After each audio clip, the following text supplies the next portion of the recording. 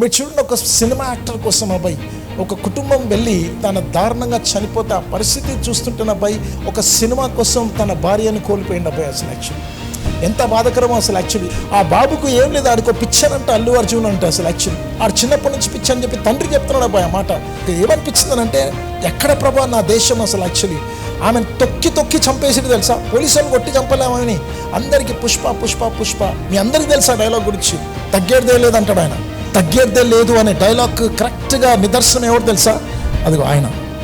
ఎంతమంది అన్నారు ఆయనని హేళన చేసిరబ్బా, ఎంతమంది దూషించారు, ఎంతమంది ఖండించారు ఆయనను అసలు. యాక్చువల్లీ తండ్రి ఉగ్రత చల్లారేంత వరకు యేసుక్రీస్తు నీ కోసం నా కోసం తగ్గలేదబ్బాయి.